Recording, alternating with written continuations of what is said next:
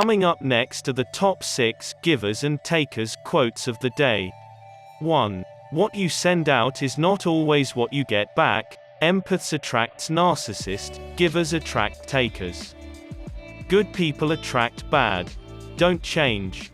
Just practice strong boundaries and learn to be comfortable with the word no.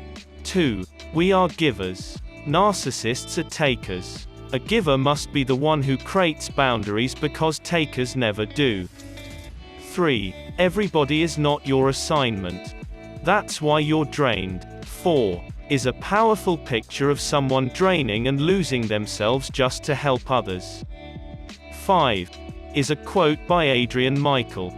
Dear giver, do what best serves you. Outsiders will pull you in and try to convince you and corner you and use you up to fill them up and leave you drained without a care of how they abused your heart. Be prepared for that. Brace for that. And when you see it before it happens, protect yourself. It's your right to defend your castle, your temple, your shrine. Nothing selfish about preventing the same patters from getting near you again. Last but certainly not least, number 6, which just so happen to be 10 signs you lack personal boundaries. 1. You fail to speak when misinterpreted. 2. You give away way too much of your time.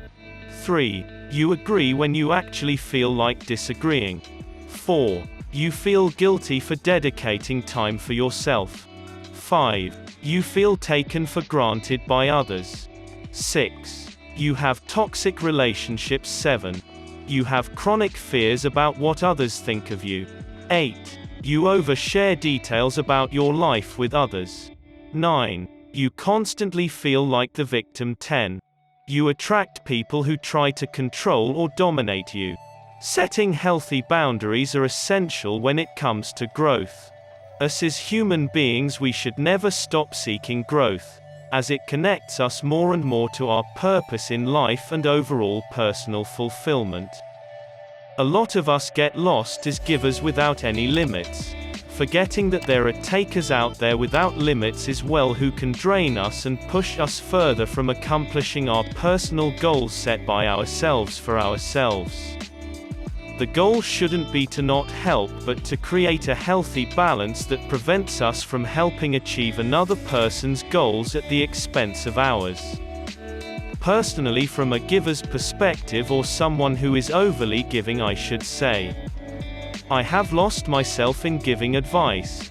Help so much that I've lost myself in other people's goals or problems. Have you ever made other people's problems your problems? That is unhealthy, as it adds stress that isn't yours onto yourself on top of the ones you may already have, which can also lead to mental fatigue, prevent you from performing at your best when it's time to focus on what matters the most: yourself. Givers are able to tap into feelings and emotions that aren't their own, causing them to always want to help out. Takers or receivers, for the most part, get used to getting bailed out by givers in their times of need. These people often feel entitled to being helped and then forget that others have things to do or things to accomplish as well.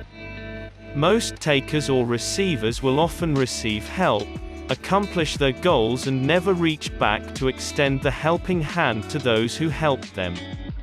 It's like they live in a bubble where it's all about them. This is why it is extremely important as givers to create a balance.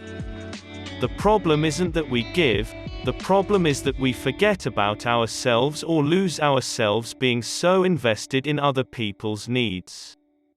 Self-love includes taking care of yourself first in order for you to better help others. If you enjoyed this video, we encourage you to comment down below your thoughts and hit the like and subscribe button for more. Good life. The best of the mind, body, and soul.